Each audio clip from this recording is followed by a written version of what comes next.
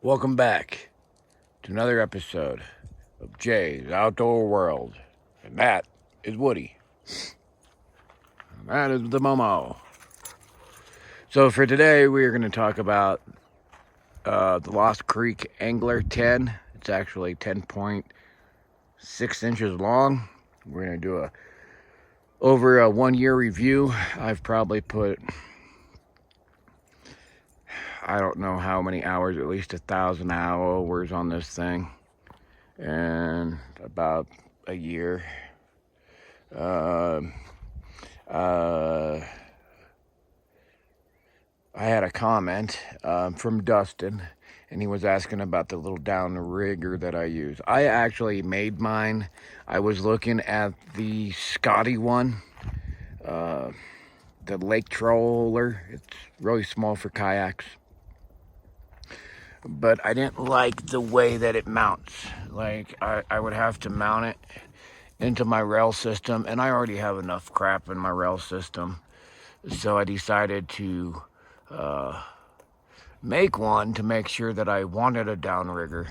And so I just made a piece of rebar, some 2x4, some clamps, and all it is, Dustin, is it slides into my handle. Where you pick it up, it just perfectly slides in there. So that's how I do it. I get 50 feet down. It works, man. The other one I was looking at was a Canon. I think it was made by Canon. It was one that you could clamp onto something. But the problem is I still have to make a mount for it to clamp onto. So regardless, I was going to have to make something out of wood for the downrigger to go onto. So I just said heck with it, made one to try it out, and it works perfect. I went with 2mm line on it because 550 cord, it has too much drag. It's just too big. So I went with the thinnest 550 cord I could find. It works great. Pros about this thing. It is very stable. But let me remind you, you can't act like a fool on it, or it will not be stable. I've taken some nasty waves in it. You can stand up in it. You can fish from it, from standing. Just a really good kayak all around. I'd put my life on this a heck of a lot sooner than I would a Walmart one. You know, everything still works. This finally broke on me. That's why you see it tied, so it can't turn no more. I've had so many big fish grab it and just bend it the wrong way to get it tighter and tighter and tighter, and then it just finally stripped out in here. I just need to get a Yak Attack one.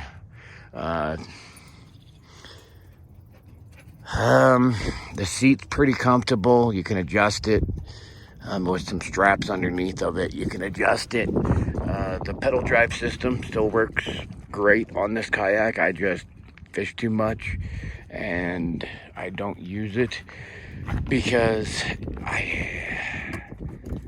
it just eats me up. Let's see what else. Real estate. Room is tough to have on this. So you guys have seen it. All the stuff, that's just a backpack, 12 volt fish finder, and some knickknack stuff. You could probably get away with an all-day camping trip on this thing, no problem. Except you would have to put stuff into there, which you can. Like, you can put stuff in there. It's an 8-inch hole.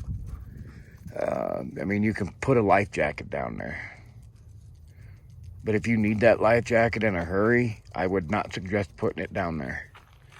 It takes a few to get it out. Same with this one, the one that's blocked now. It's just the same size of hole. I wish they would have gave us a bigger hatch in the front so you can hide 12 volts and stuff like that. They did not.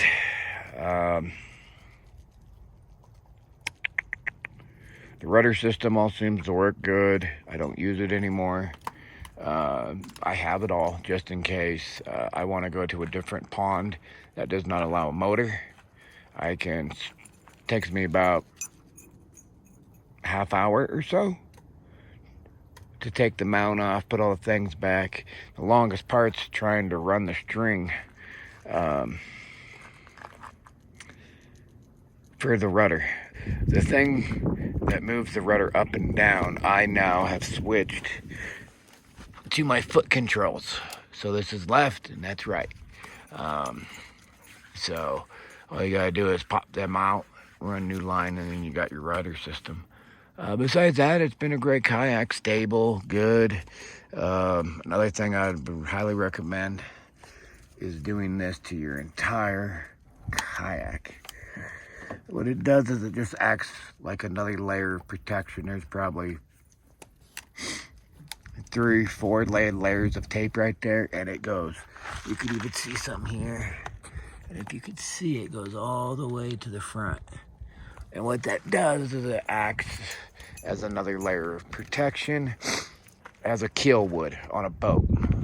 They do make keels that will fit this. Yeah, but I'm not paying that much money. You know, I'm sorry, but $300 for a keel when I can just use some Gorilla Tape every 6 months and it works. So if it ain't broke, don't fix it. Hardly ever use the oar, but it's always there. That's about it. Would I recommend it for a beginner person who wants to get into kayaking? Yes, I would highly recommend this kayak. They are a little on the pricey side, but not as much as an Old Town or a Hobie. When I had the pedal drive in it and the fish finder, I pedaled as hard and as fast as I could for as long as I could, and I got it up to about 6.5 to 7 miles an hour by pedal drive.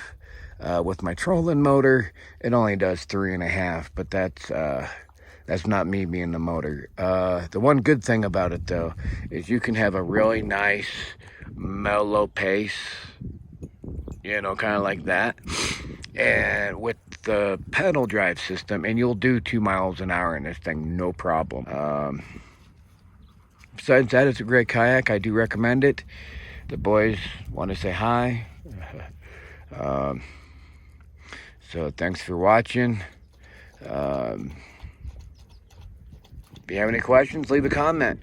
I will hit you up on the comment thing, and if it's something I think that is longer than what I want to type out in a comment, I'll just add it to a video. I kind of like that idea.